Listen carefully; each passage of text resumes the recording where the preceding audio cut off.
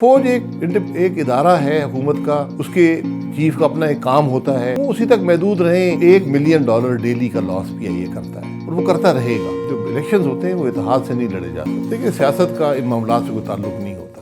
Independent Urdu کے ناظرین کو السلام علیکم۔ اس وقت ملک میں پیٹرول اور ڈالر ملک کی تاریخ کی بلند ترین سطح کے اوپر ہے۔ ایسے میں اپوزیشن جماعتوں کا، اور جو سب سے بڑی اپوزیشن جماعت ہے مسلم لیگ نون، اس کی حکمت عملی کیا ہوگی، اس کو جاننے کے لیے آج ہمارے ساتھ موجود ہیں سابق وزیر اعظم اور مسلم لیگ نون کے رہنما شاہد خاقان عباسی صاحب۔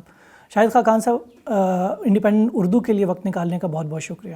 شاہد صاحب، حالیہ کنٹونمنٹ بورڈ کے بلدیاتی انتخابات میں مسلم لیگ نون کو کم و بیش اتنی ہی سیٹیں حاصل ہوئی ہیں، 2-3 سیٹوں کے فرق کے ساتھ، جتنی پی ٹی آئی کو۔ کیا کنٹونمنٹ کی ہوائیں تبدیل ہو رہی ہیں یا عوام کی رائے؟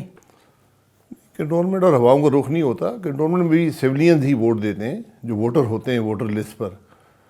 تو یہ پنجاب میں تقریباً سارے ہی کنٹونمنٹس نون لیگ نے جیتے ہیں، ایک آدھ کا کہیں فرق رہا ہے۔ تو بہرحال یہ ان کا اپنا لوکل باڈی الیکشن ہے یہ، تو اس کے اپنے محرکات ہوتے ہیں، اس کے اپنے ڈائنامکس ہوتے ہیں، لیکن یقیناً اس سے پتہ چلتا ہے کہ اس وقت لوگوں کی رائے کیا ہے حکومت کے بارے میں۔ اپوزیشن پارٹیز نے ان بلدیاتی انتخابات کے پہلے مرحلے میں جتنی سیٹیں حاصل کی ہیں، اگر اپوزیشن جماعتوں کا آپس میں اتحاد ہوتا تو حکومت ایک بہت بڑے مارجن سے ہار سکتی تھی۔ وہ کیا چیز ہے جو آڑے آ رہی ہے اپوزیشن جماعتوں کے اتحاد میں؟ نہیں، یہ جو الیکشنز ہوتے ہیں وہ اتحاد سے نہیں لڑے جا سکتے، کیونکہ یہ الیکٹورل الائنس نہیں ہے اپوزیشن۔ تو اپوزیشن اپنا کام پارلیمنٹ کے اندر پرووینشل اسمبلیز میں کرتی ہے جہاں تک اس کا کام کا تعلق ہے، لیکن جب الیکشن آتا ہے تو ہر جماعت کا اپنا امیدوار ہوتا ہے، اپنا سمبل ہوتا ہے، تو وہ اسی پر الیکشن لڑتے ہیں۔ اور جنرلی یہ ٹرینڈ ہے کہ بائی الیکشنز حکومت نہیں ہارا کرتی، یہ دنیا میں یہ ایک اصول ہے، کیونکہ لوگوں کی توقعات حکومت سے ہوتی ہیں کہ ہمارے معاملات ان کے ساتھ ہیں، اور لیکن اس کے باوجود یہ حکومت جو ہے یہ اکثریتی بائی الیکشنز ہاری ہے۔ مہنگائی کا جن بے قابو ہوتا ہوا نظر آ رہا ہے، ڈالر اور پیٹرول کی جو قیمتیں ہیں وہ ملکی تاریخ کی بلند ترین سطح کے اوپر ہیں، تو ایسے میں مسلم لیگ نون بحیثیت سب سے بڑی اپوزیشن پارٹی کے، اس کا نعرہ ووٹ کو عزت دو ہی رہے گا یا کچھ عوامی ایشوز کے اوپر بھی آپ سیاست کریں گے؟ نہیں، ووٹ کو عزت دو ایک ہمارا یہ سمجھیں بیانیہ ہے، اور اس کا مطلب ہے کہ آئین کا احترام کیا جائے، عوام کی رائے کا احترام کیا جائے، الیکشن چوری نہ ہوں، تمام ادارے اپنے آئینی حدود میں رہیں، لیکن یقیناً جو عوام کے مسائل ہیں الیکشن تو وہی ڈیسائیڈ کرتے ہیں۔ تو آج سب سے بڑا مسئلہ ملک کے اندر مہنگائی کا ہے کہ پاکستان کی تاریخ کی بدترین مہنگائی ہے، بدترین بے روزگاری ہے، 2.25 کروڑ لوگ غربت کی سطح سے نیچے چلے گئے ہیں۔ تو یہ بڑے سیریس ایشوز ہیں اور یہی الیکشن کا فیصلہ بھی کریں گے۔ شاہد صاحب، آج اقتصادی رابطہ کونسل نے پی آئی اے کے لیے $44 ارب کا امدادی پیکج منظور کیا ہے۔ آپ کا ایویشن انڈسٹری میں ایک خاصا ایکسپیرینس رہا ہے، یہ پی آئی اے کے حالات کب ٹھیک ہوں گے اور اس کے لیے کیا کرنا پڑے گا؟ پی آئی اے کے حالات دیکھیں، معذرت سے میں کہوں کبھی سدھر نہیں سکتے، کیونکہ حکومت کوئی کاروبار نہیں کر سکتی، یہ حکومت کا اپنا بیانیہ ہے، چاہے کوئی حکومت بھی ہو۔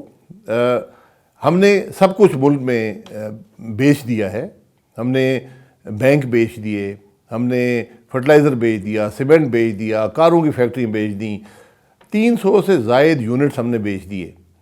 سب سے جو مشکل کاروبار ہے وہ ایئر لائن کا ہوتا ہے، کیونکہ اس میں آپ پوری دنیا سے کمپیٹ کرتے ہیں، اور ہر دنیا میں جو ایئر لائن اس کے اپنے اس کے ڈائنامکس ہیں، اس کے اپنے ایڈوانٹیجز اور ڈس ایڈوانٹیجز ہوتے ہیں۔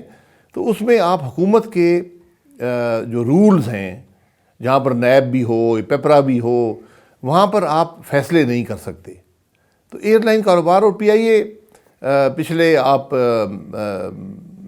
10 سال اگر دیکھ لیں تو $1 ملین ڈیلی کا لاس پی آئی اے کرتا ہے، اور وہ کرتا رہے گا، اور اس میں اضافہ ہوتا رہے گا۔ یعنی آپ کے مطابق پی آئی اے کی نجکاری کر دینی چاہیے؟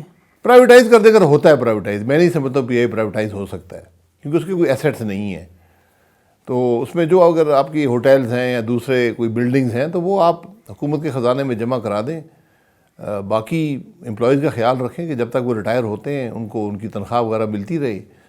ورنہ نقصان پہ نقصان ہوتا جائے گا۔ نومبر 2022 میں ایک اہم قومی عہدے کے اوپر تبدیلی متوقع ہے، کیا اپوزیشن کا دھرنا یا لانگ مارچ جس کا بڑے عرصے سے ذکر سنا جا رہا ہے وہ اس سے پہلے ہوگا یا اس کے بعد؟ دیکھیں، سیاست کا ان معاملات سے کوئی تعلق نہیں ہوتا۔ فوج کی لیڈرشپ میں جب تبدیلی آئے وہ ملک کے لیے ایک روٹین کا ایونٹ ہونا چاہیے، وہ آئسولیٹڈ ہونا چاہیے فوج تک، لیکن بدقسمتی سے ہم اپنی سیاست بھی، اپنے ملک کا مستقبل بھی ان عہدوں سے جوڑ دیتے ہیں اور وہی معاملہ سب خرابی کا باعث بنتا ہے۔ تو فوج ایک ادارہ ہے حکومت کا، اس کے چیف کا اپنا ایک کام ہوتا ہے، تو وہ اسی تک محدود رہیں، ان کے تبادلے، ترقیاں، ان کی جو پروموشن ہے وہ انڈیپینڈنٹ رہنی چاہیے سیاست سے۔ یہ ضرورت ہے ملک کی۔ جب تک ہم اپنے ملک کا مستقبل ان عہدوں سے جوڑے رکھیں گے اور وہاں سے امید رکھیں گے پارلیمان کے بجائے، تو پھر آپ کا ملک آگے نہیں چلے گا۔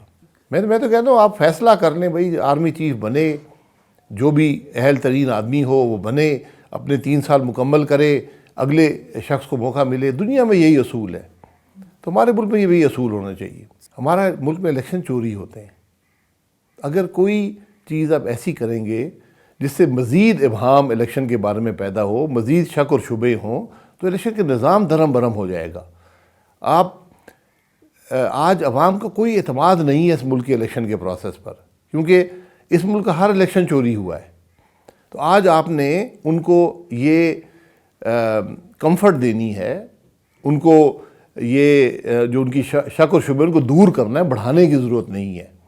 تو جو الیکٹرانک ووٹنگ ہے اس کا ایک سلسلہ، ایک طریقہ کار قانون کے اندر موجود ہے کہ آپ اس کو بتدریج نافذ کرتے ہیں۔ آپ اس پروسیس کو اتنا شفاف بنا دیتے ہیں وقت کے ساتھ تبدیلیاں کر کہ کوئی شک شبہ نہیں رہتا۔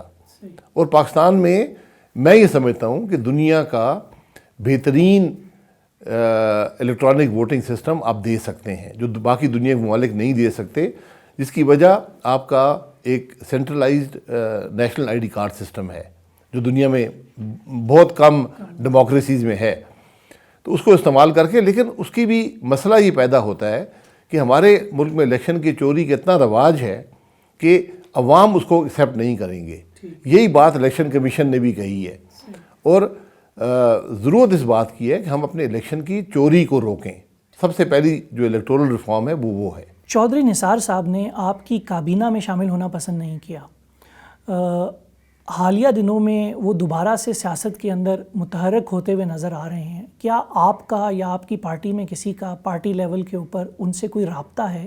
میرا چودھری صاحب سے 30 سال سے زیادہ کی تعلق ہے۔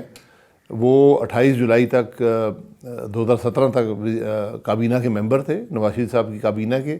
میں جب وزیر اعظم بنا تو اس میں سب سے زیادہ جس شخص نے زور لگایا کہ آپ یہ عہدہ قبول کریں، اس میں چودھری نثار صاحب تھے۔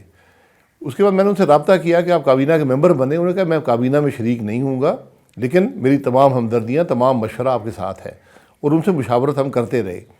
اس کے بعد انہوں نے جب الیکشن آئے خود پارٹی چھوڑنے کا فیصلہ کیا، تو اس کے بعد سے کوئی رابطہ نہیں ہوا۔ مجھے امید ہے کہ جو ذاتی تعلق ہے وہ تو شاید قائم ہو، مجھے امید ہے اس بات کی، اور رہنا بھی چاہیے، لیکن سیاست کا فیصلہ وہ خود ہی کریں گے۔ جب آپ ایک جماعت کے ساتھ مشکل وقت میں نہیں کھڑے ہوں گے تو پھر جماعت میں آپ کی جگہ کم ہو جاتی ہے، آپ کے لیے مشکل ہو جاتی ہے۔ شاہد صاحب، انڈیپینڈنٹ اردو کے ناظرین کے لیے وقت دینے کا بہت شکریہ۔